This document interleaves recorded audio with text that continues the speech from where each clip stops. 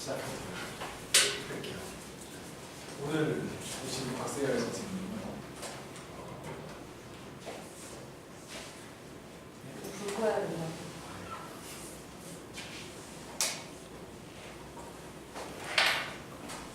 연세대학교 인문학부 들어가셔서 거기서 심리학과 인문학을 두루 공부를 하시다가 이제 지금은 대학원 진학을 하셔서 서울대학교 심리학과의 최진영 교수님이 연구실에서 이제 석사를 하셨고요. 보통은 석사를 마치고 수련을 많이 받는데 뭔가 되게 학문에 크게 뜻한 바가 있으셨던 것 같아요. 그래서 일단 나는 왜 우리 쇼트트랙을 볼 때도 그런 전략이 있잖아요. 남들이 다 바토 터치할 때 혼자 한 바퀴를 더 돌면서 이렇게 추월을 하는 그런 전략이 있죠. 그래서 일단 공부를 계속 스트레이트로 한 선택을 해서 지금 매우 열심히 연구실에서 연구를 진행하고 있는 그런 분이시고, 또 한편으로는 한국임상심리학회에서 회장 간사를 맡아서 올 한 해 동안 임상심리학회 중요한 일들을 해내야 될 그런 선생님입니다. 오늘 초청을 한 가장 큰 이유는 지난번에 참가하신 분도 있겠지만 지난 추계 임상심리학회에서 이제 부연 발표가 있었어요. 저희가 대략 한 4년 정도 연속 수상을 했었는데 올해 드디어 처음으로 떨어졌습니다.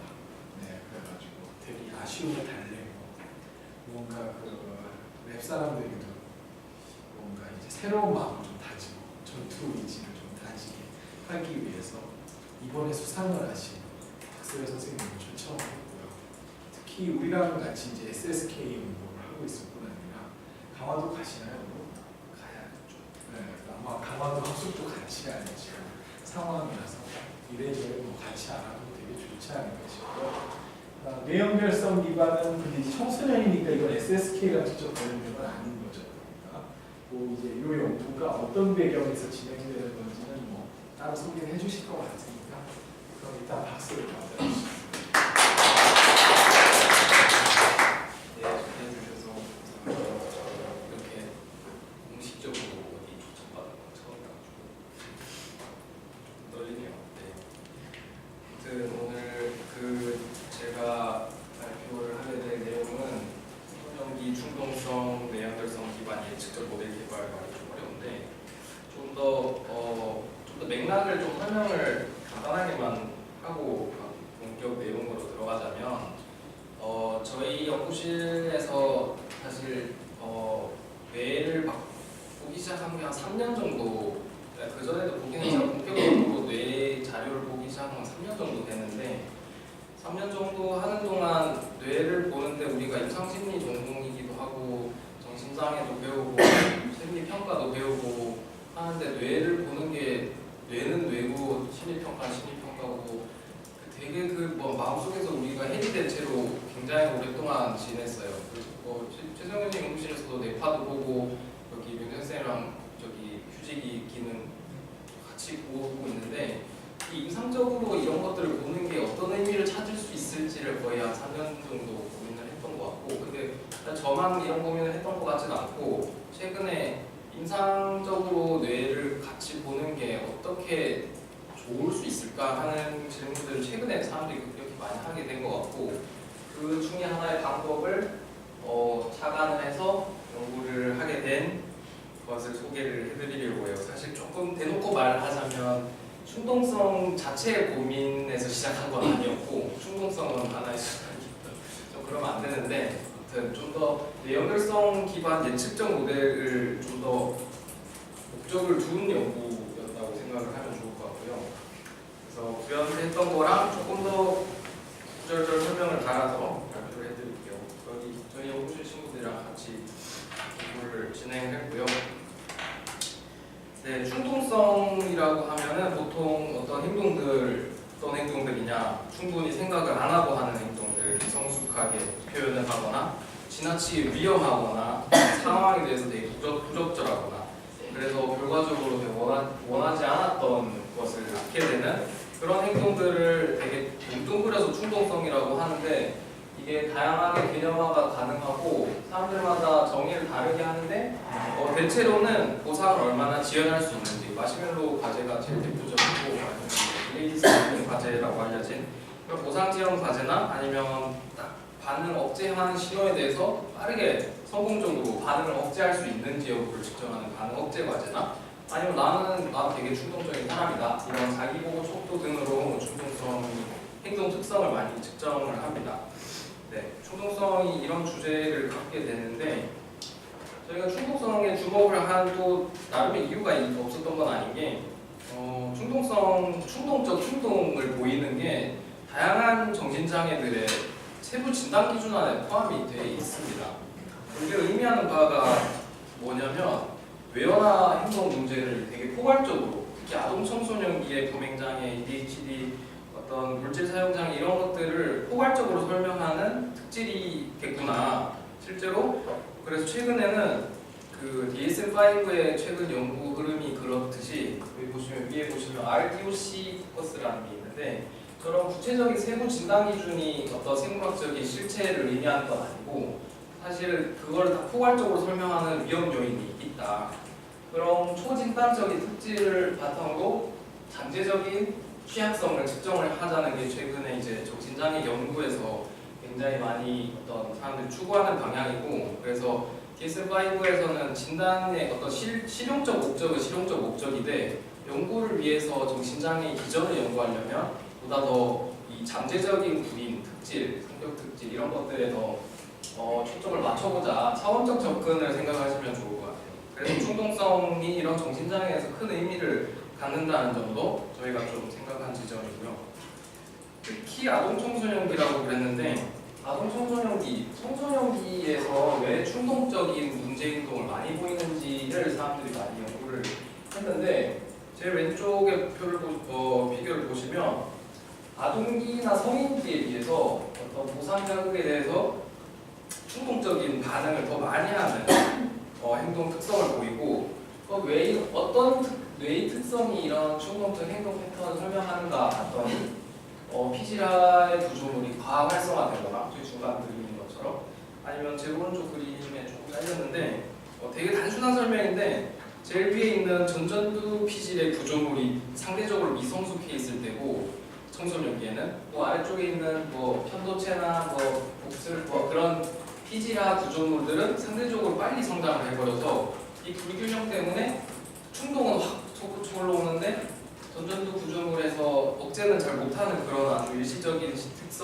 시기의 특성을 갖는다. 저게 청소년기 충동성을 설명하는 제일 대표적인 뇌 모델입니다. 그래서 간단하게 도식화를 하면 전전두 피질은 되게 맨날 뉴스에 나오는 얘기죠. 전전두 피질이 덜 자라서 이런 얘기 맨날 뉴스에 그런 데서 듣는 얘기 좀 지나치게 단순화됐다고 생각할 수가 있는데 실제로 그렇습니다. 왜냐하면 충동적 행동을 사람이 할 때 굉장히 많은 이유에 의해서 충동적인 행동을 한다고 사실 생각을 할 수가 있고 사실 얼추하게 또 생각할 수 있는 거는 뇌와 행동의 관계가 절대 1대1이 아니라는 거는 다들 아는데 단지 직관적인 이해를 위해서 여기는 무슨 영역이야 여기는 감정을 통제하는 내 영역이야 이렇게 직관적으로 우리가 너무 이해를 하고자 하는 강한 동기가 있기 때문에 충동성과 관련된 뇌가 어떤 곳이다라고 강하게 특정하고 싶지만 사실은 충동적 행동을 설명하는 뇌 회로를 이렇게 그려보면 굉장히 복잡할 거라는 거죠. 그리고 오른쪽에 있는 저 그림은 뇌 영역만 분석한 건데 자세한 뇌 영역은 보이지도 않지만 요지는 이런 겁니다. 제일 왼쪽에 있는 충동성이 낮은 집단, 가장 오른쪽에 있는 충동성이 높은 집단을 보면 구체적인 하나하나 영역의 특성보다도 전반적인 그 네트워크의 구조가 다르다는 것을 확인할 수가 있습니다. 어떻게 보면 직관적으로 맞는 얘기고 사람이 사람마다 어떻게 다른지를 설명하는 데 있어서 뇌의 시스템 차원에서 설명을 해야 된다는 게 요즘의 접근입니다. 어떤 충동성과 관련된 뇌 영역 이곳이 어떻다라고 하는 것은 너무 실제로 뇌와 행동의 관계에서 잘못된 이해의 결과일 것이다 하는 겁니다. 그럼 좀 구체적인 방법에 대한 얘기를 좀 할 텐데요. 요거는 네이처 뉴로사이언스에서 작년에 나왔던 굉장히 파격적인 어떤 유 안점 아무튼 짧은 글이었는데 이게 보시면 읽어보시면 그런 말입니다. 이 도저히 안티리얼 싱귤레이트 뭐 전대상회라고 알려진 그런 벤측 전대상회라고 알려진 그 구조물이 굉장히 잘 활성화되는 영역이에요. 무슨 짓을 해도 잘 활성화되는 영역인데, 근데 이게 로샤 테스트 for cognitive neuroscience라는 거예요. 이게 이 도저 ACC가 활성화된 결과를 놓고 보면 인지신경과학자들이 마치 로샤 테스트를 하는 것처럼 그 사람이 뭘 연구하는지를 보여주는 것에 불과할 정도로 너무 광범위하게 활성화된다.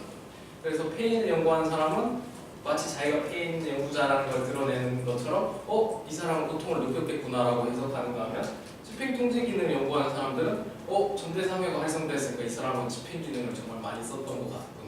이런 식으로 굉장히 어떤 자기 아전인수 기억의 해석을 많이 한다는 거죠.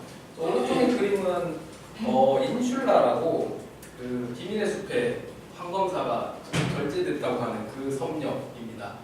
그 섬역이라는 곳이 사실 뭐 그렇게 큰 구조물은 아닌데 글자가 잘 안 보이지만 뭐 자기 신체 감각을 자각할 때, 뭐 고통을 느낄 때, 집행 통제과 기능을 수행할 때, 아니면은 뭐 어떤 감정을 느낄 때, 맛을 느낄 때, 뭐 수도 없이 많이 활성화되는 영역 구조물입니다.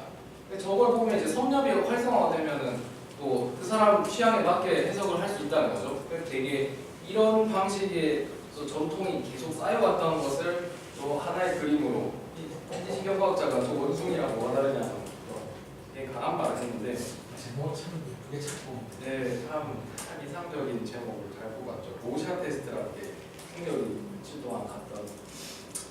그래서 이런 문제를 개념화하기 위해서 사람들이 포워드 인퍼런스, 리버스 인퍼런스라는 말을 써요. 이게 말이 어렵게 보이지만 역추론, 뭐 정추론 이렇게 말을 하는 건데 왼쪽 그림이 기존의 내용상에서 쓰는 방법이라고 생각하시면 됩니다. 스캐너 안에서 또 뭐 뇌파도 마찬가지입니다. 뇌파에서도 뇌파를 씌워놓고 기계를 씌워놓고 어떤 과제를 하거나 무슨 짓을 시켰을 때 어떤 신호가 잡힐 거 아니에요? 저 신호가 예를 들어서 어떤 떨멀피, 뭐열 통각을 줬을 때 저것이 활성화되는 거예요. 저 선엽이 일부가 활성화됐네요. 그럼 저게 활성화됐으니까 이제 사람들은 고통과 관련된 어떤 인지적 과정이 일어났다라고 추론을 하지만 사실은 고통을 줬으니까 저기가 활성화된 거죠. 그래서 사실 그 반대는 다를 수 있다는 건데 반대 리버스 인퍼런스를 우리가 아무 근거 없이 하고 있다는 거예요. 어떤 내용력이 활성화가 일어나면 그 사람이 워킹 메모리 로드가 컸다, 이모셔널한 어떤 있었다, 페인을 느꼈다 이런 식으로 역추론을 하지만 그 근거는 없다. 이게 간단한 비유로 하자면 뭐 사람들이 우산을 들고 다니면 비가 오고 있다는 걸 알 수가 있죠. 근데 비가 온다고 반대로 가요. 비가 오고 있으면 우산을 들고 있을 거 아니에요. 되게 높은 확률이요. 비와 우산은 콜리레이션이 높은 거죠. 근데 사람이 우산을 들고 다닌다고 해서 비가 오는 건 아니죠. 이 확률이 반대가 된다고 해서 같은 게 아니라는 거를 우산과 비로 생각을 하면 좋을 것 같아요. 그러니까 충동상의 경우 말씀을 드리자면 어떻게 되냐면 기존의 연구 방법을 많이 쓰고자 했다면 이런 거죠. 충동성이 높은 집단, 고충동성 집단, 저충동성 집단. 저는 충동성이 높을수록 어떤 영역과 상관이 있다. 그래서 결과적으로 얻을 수 있는 답이 충동성과 높은 영역을 가장 국소적으로 탐지하는 그런 어떤 연구를 많이 했던 거죠, 이때까지는. 근데 요 그림은 우충환, 성균관대 이미징 연구단 우충환 선생님이 그린 건데 지금 임상적 질문에 답할 수 있는 연구 디자인은 이런 게 아니라 아래와 같은 것이라는 건데 뇌가 이렇게 활성화됐고 뇌가 이렇게 구조가 생겼고 뇌가 휴식이 뇌의 기능 연결망이 이렇다고 했을 때 그 사람이 정말 충동적인 사람인가? 그 사람이 5년 뒤에 정신장애 걸릴 확률이 높을까? 이런 질문에 대답을 할 수 있어야 내용상이 임상적인 내용상이다 아니다를 말할 수 있는 거지. A와 같은 접근으로는 충동성과 관련된 뇌 영역에 대해서는 높은 논의를 할 수 있을지 모르겠지만 임상적 활용성은 되게 떨어지는 것 같다라는 최근의 논의를입니다. 그래서 요즘 뭐 기계학습이다, 뭐 머신러닝이다 진짜 시대 정신인 것 같은데 뇌영상에서도 마찬가지입니다. 저런 문제를 해결하기 위해서 기계학습을 적용을 해서 그 중간에 있는 파이플러스 보신 것처럼 그 퇴행성 질환에 특히 그래서 뭐 알츠하이머 병이나 아니면 뭐 저기 정신증 아니면 디프레션, 오티즘, ADHD 이런 것들의 진단 또는 예후 또는 서브타입 이런 것들을 정확하게 구분을 해보자는 시도들을 최근에 굉장히 많이 이루어지고 있고 굉장히 저 그래프 보시는 것처럼 사람들이 굉장히 많이 시도를 해보고 있는 중입니다.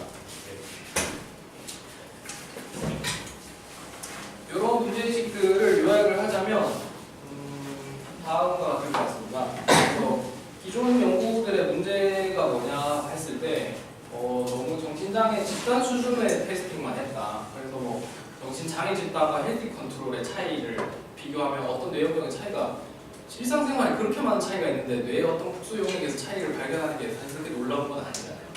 그런 집단 수준의 비교를 너무 많이 해서 개인 수준의 예측을 하는 어떤 임상적 목적에 맞지 않았던 거, 그리고 정신장애 취약성이라는 어떤 스펙트럼상의 개인차, 행동차를 별로 확인하고자 하지 않았던 게 첫 번째 문제점이라고 할 수 있고, 두 번째로는 말씀을 안 드렸지만 요런 요 위쪽의 디자인에 따르면은 굉장히 국소적으로 관련이 높은 영역을 잘 찾아줘요. 충동성이 높을수록 어디 영역이 정말 다르다라고 말을 할 수는 있는데, 그렇게 할 때 사실 내가 주어진 자료는 굉장히 잘 설명을 하지만은 다른 자료가 주어졌을 때도 똑같이 그 정도의 상관이 나오지 않거든요. 이거를 뭐 그냥 다들 알다시피 오버피팅이라고 하는데, 오버피팅 모델을 얼마나 잘 고정을 했는지 이런 것들에 대한 고민은 많지 않았던 점.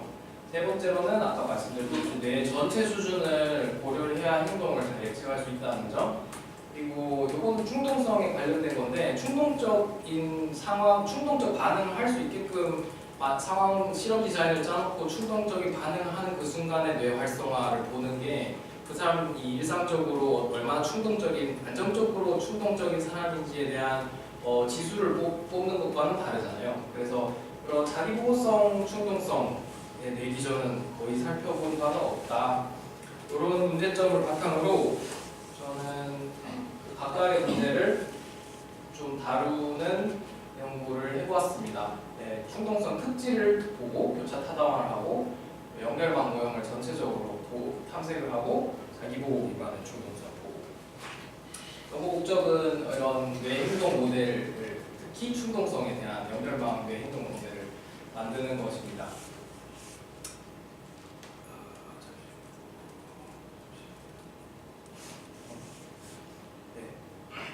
연구 방법은 저희가 사실 이런 연구를 하려고 이 자료를 수집된 건 아니고, 인지훈련 과제에서 모집된 굉장히 특수한 중학생 집단입니다. 어머님들이 극성이 있는 중학생 집단이고, IQ는 당연히 좀 높은 편이고, 다행히 잘 통제된 건 연령입니다. 연령 효과가 발달 과정에서 워낙 크기 때문에 굉장히 동질적인 호모지니어스한 연령 집단 속에서 우리가 분석을 할 수가 있었고, 신경정신과학병력 지원자들은 해제가 되었습니다.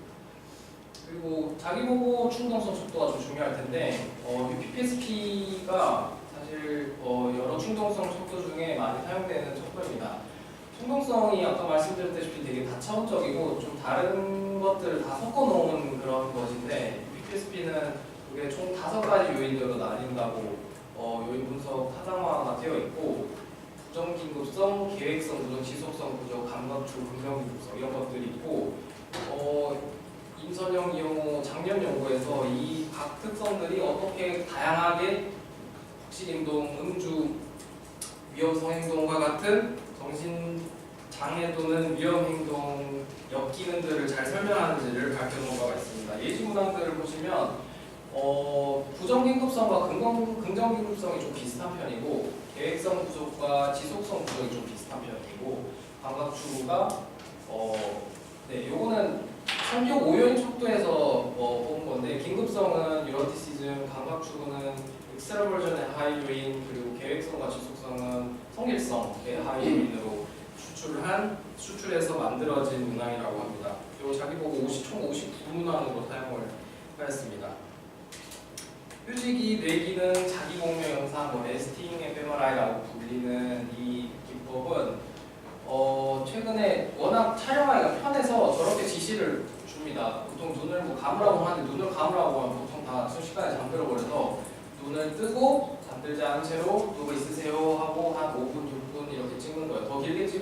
좋지만 더 길게 찍으면 다들 힘들어해서 당연히.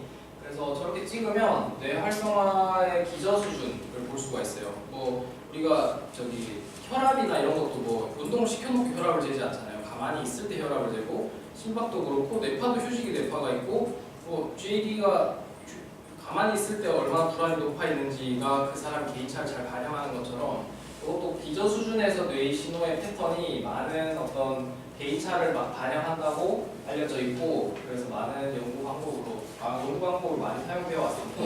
6분 정도 촬영이 됐고, 레스팅을 찍으면 이렇게 한 3초, 2초 정도 단위로 이런 이미지가 한 장이 들어와요. 그러면은 저 이미지들을 여러 장 겹치면은 신호가 이렇게 오르락 내리락 하는 패턴을 확인을 할 수가 있거든요. 그러면은 레스팅을 보시면 어떤 영역, 예를 들어서 저런 영역이 있으면 저 영역이 시간에 따라서 오르락내리락 하는 패턴이 있는데, 그 오르락내리락 하는 패턴이 같이 오르락내리락 하면 기능적으로 연결되어 있다고 말을 하고, 엇갈려서 오르락내리락 하면 안티코릴레이션, 또 기능적으로 연결이 안 돼 있다라고 표현을 합니다. 그래서 영역을 제 오른쪽 그림을 보시는 것처럼 영역을 잘 디파인을 하고 나면 그 영역에서 오르락내리락 하는 신호들을 다 계산을 하면 진짜 상관관계를 계산하는 거예요. 시간에 따른 상관관계가 높은 두 영역은 기능적으로 굉장히 많이 연결되어 있다. 실제로 이거는 해부학적으로도 강한 신경다발이 있으면 기능적으로도 강하게 연결되어 있다는 것을 굉장히 잘 확인을 했고, 그래서 이 휴직이 뇌 연결망을 뇌 전체적으로 연결 패턴이 어떤지를 알 수가 있게끔 하는 비교적 간단한 방법입니다. 그래서 뇌 영역은 이렇게 뭐 268개의 영역이고 268개의 콤비네이션 2 이렇게 해서 총 35,000개의 뇌 연결각들을 구할 수가 있게 되고요. 그리고 여기 개인 단위로 뽑게 되는 연결망이 됩니다. 그래서 268개의 뇌, 268 곱하기 268의 행렬이 되고, 연결 강도가 셀수록 빨간색, 약할수록 파란색이랍니다. 그래서 한 장의 뇌 프로파일이 나오는 거고, 그렇게 되면 뭐 예를 들어 중간에 있는 이 학생은 전반적으로 뇌 연결이 강한 연결이 많았고, 이 학생은 강한 연결보다는 반대로 연결된 패턴이 많았고, 이런 패턴을 통해서 개인차를 뽑을 수 있다. 이거 하나하나 사실 구체적으로 들어가도 또 다른 연구 중에 있지만, 제 연구에서는 이 구체적으로 어느 영역과 어느 영역, 뭐 전두엽과 전두엽, 좌뇌와 우뇌, 아니면 전두엽과 두정엽 이런 연결성에 대한 질문을 던지는 게 아니라 이 프로파일이 어떤 개인차를 반영하는지를 보는 방법으로서 이 방법을 사용하였습니다. 뇌연결성 기반 예측적 모델링이 사실 제 연구의 제일 중근간이 될 것 같은 방법인데, 올해 이 연구 방법에 대한 아주 자세한 리뷰를 한 미션 논문이 하나 있으니까 그 논문을 참조하면 좋은데, 그 간단하게 소개를 드리면, 행동을 예측하는 연결망 모형을 어떻게 만들 거냐 하는 질문에서 만든 연구 방법입니다. 그래서 구체적인 방법은 다음에 소개를 드리겠지만, 유동성 지능, 제 왼쪽에 보시면 실제로 측정된 지능, 뇌 연결망으로 측정된 지능, 굉장히 높은 상관을 보이죠. 이게 모델을 잘 안정적으로 만들었다는 걸 의미하고, 이 사람들이 예일대학교 심리학과와 영상의학과와 신경과학 쪽에서 같이 협업을 해서 만든 모델인데, 이게 어떻게까지 작업을 했냐면, 예를 들어서 ADHD가 다양한 행동 문제들을 보이잖아요. ADHD의 어떤 신경-심리적 프로파일을 측정하기 위해서 지속주의 기능을 측정을 많이 하죠. CPT나 이런 거를. 그러면 CPT를 예측하는 뇌 연결망 모형을 만들어서 했더니, 이 모형을 완전히 새로운 데이터에서 완전히 새롭게 주어진 뇌 연결망 자료로 ADHD 심텀 스코어를 예측을 했더니, 심텀 스코어도 굉장히 안정적으로 예측을 했다는 것을 확인을 했습니다. 즉 ADHD의 어떤 문제 행동을 예측하는 어떤 신경심리적 요인을 잘 모델링을 했다라고 이 사람들은 평가를 하고 있습니다. 사실 유동지능도 직접적으로 관련된 어떤 정신장애를 떠올리자면 애매할 수는 있지만, 지적장애나 이런 것도 있겠지만 그런 것까지 적용을 아마 하지 않을까 싶습니다. 구체적으로 이 방법이 어떻게 되는지를 소개를 해드리겠습니다. 네.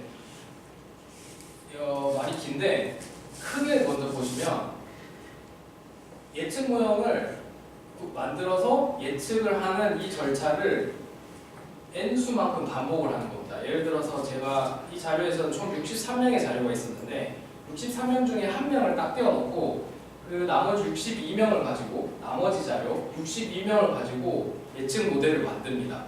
예측 모델을 어떻게 만드냐면은 충동성과 관련된 각 연결들을 일부러 좀 선택적으로 추합을 합니다.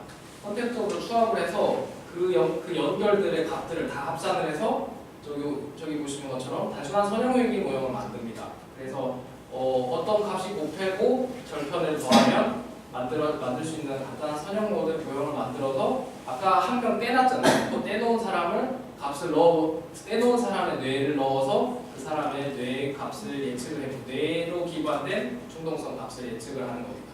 이 절차를 63명이 있었으니까 63번을 한 명씩 떼서 63번을 반복을 하면은 각 사람마다 자기가 떨어져 있을 때 만들었던 모형으로 자기를 예측하면 그 사람이 예측된 점수가 나오고 또 한 명을 떼놓고 그 사람을 떼놓고 만든 예측 모델로 그 사람의 뇌 모형 기반의 충동성 점수를 예측을 하고 이 절차를 n번 반복을 하는 겁니다. 여기서 제일 핵심적인 개념은 어떠한 개인의 뇌 점수를 예측하고자 할 때 그 사람의 자료가 모형에 절대 들어가서는 안 된다는 겁니다.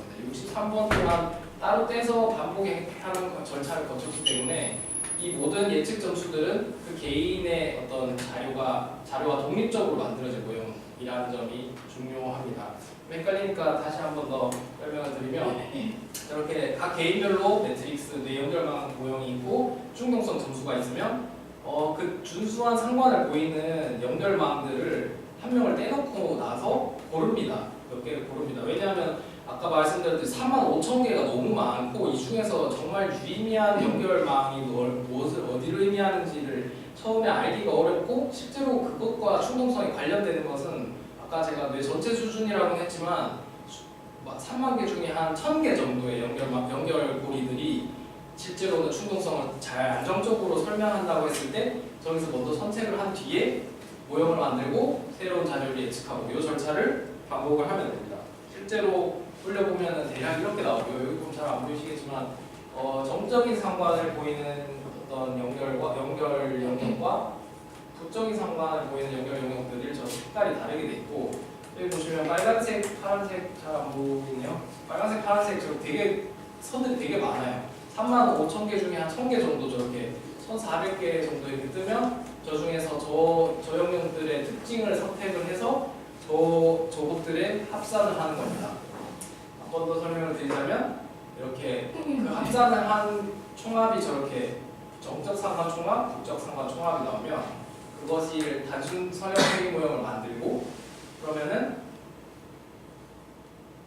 저기 x에다가 값을 넣어서 그 한 사람의 예측된 충동성을 되는 거죠. 그러면은 예를 들어서 첫 번째 이거 실제 값인데 첫 번째 참가자의 PPSP 점수는 예를 들어서 그 부정긴급성의 점수는 21점이었는데 부정긴급성의 모형으로 뇌 모형으로 예측된 점수는 28점이 되는 거죠. 저 점수 간격이 무엇을 의미하는지 이런 것들이 나중에 재미있는 논의가 될 것 같지만 아무튼 이렇게 실제 충동성 점수에 근사한 어떤 저 점수들을 예측을 계속 반복해서 할 수 있게 됩니다.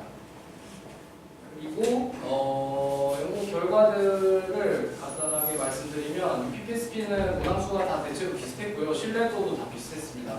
또 레인지가 되게 다를 거라고 걱정을 했는데 레인지도 대체로 다 그 점수의 변산도 대체로 다 비슷하다는 걸 확인을 했고요.